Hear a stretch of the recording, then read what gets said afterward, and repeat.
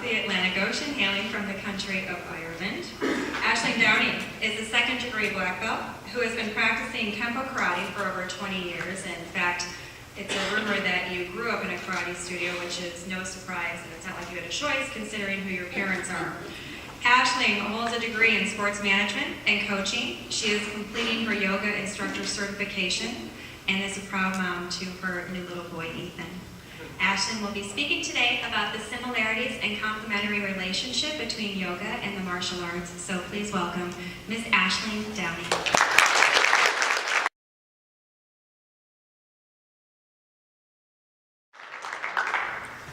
Good afternoon, everybody. I'm very happy to be here today to speak about this great event that Ms. Barbara White has put together. So I just want to give a brief introduction of what yoga is for people that may not be familiar with the subject.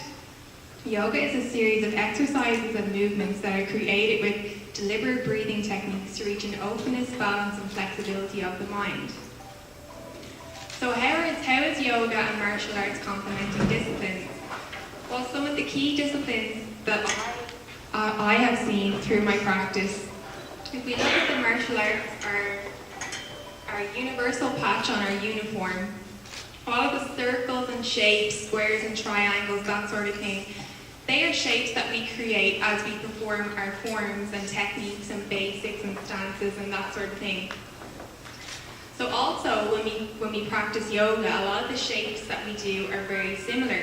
So if I've done a yoga practice one evening and I practice martial arts the next day, I can instantly feel it within my body through the movements that I create. So they're really two disciplines that train the muscles in similar ways, but from different approaches. So if anybody is into being athletic or fitness training or anything like that, you always look to find exercises that are different but yet complement each other. So I really feel strongly about martial arts and yoga as them complementing disciplines. So what they say in yoga is the base of your body is very important. What the base would be is your legs and your hips. And for any of us martial artists, I'm sure that you know the muscles and the parts of the body that we train a lot for kicks and stances is strong legs and hips.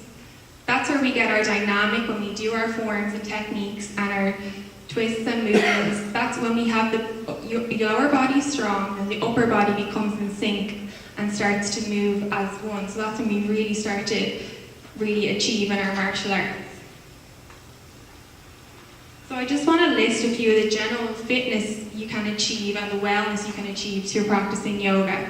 So I'm just going to list them off. You can improve your organ function, your circulation, lower your blood pressure, improve arthritis, joint mobility, improve muscle strains, your general back and spinal health will improve, and your breathing and lung capacity will improve. So why would that be important for martial artists?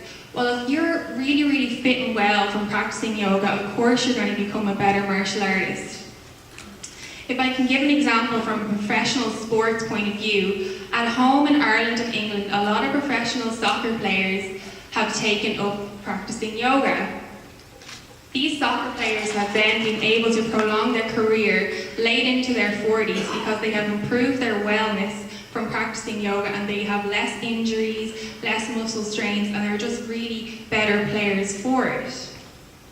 So in keeping with the sports side of yoga and how it applies to really all sports, when I was in college I studied a few modules on sports psychology, and I really seen the link between sports psychology and yoga. Sports psychology and yoga is really about the mind, and I really believe that the mind comes into martial arts as well. Your mind you can excel if your mind is in the right place, or you may not achieve if your mind is not in the right place.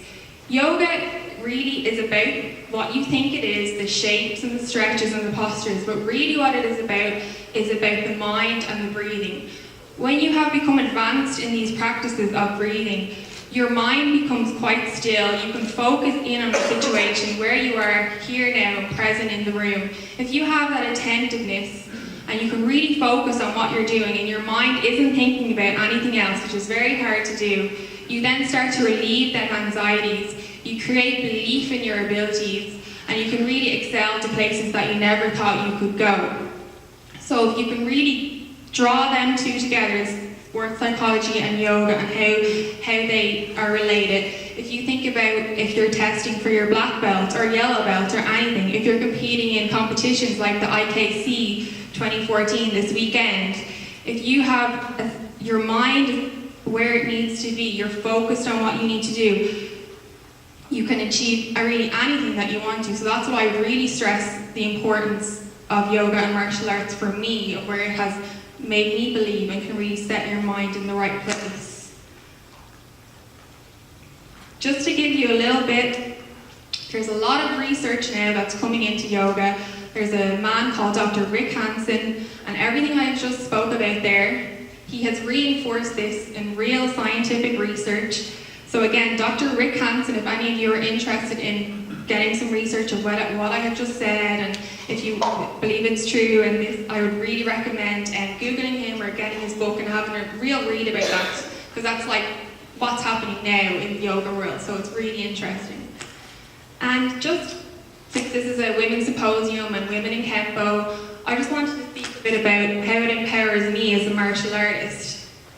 So, my knowledge in yoga and knowledge in martial arts brought together has given me, say, an edge over my teaching. If I'm teaching somebody, I can teach them the martial arts that I know, but then I can give them a different approach from a functional movement and yoga point of view, because I really understand the anatomy of the body, the muscles, joints, all stuff like that. I can tell them, okay, do this movement this way, but then I can say why the joint works and how it moves and how the muscle moves and that sort of thing. So it's really anatomy and physiology. The yogis were scientists as well, so they really have a great understanding of the body. And I think us as martial artists, with all the moves we create, have great understandings of the body also. So I think I can conclude if I'm coming to my time. Absolutely. Yeah. Right, perfect. Okay. Thank you so much, everybody, and I'd love if you came up and asked me more questions about it afterwards.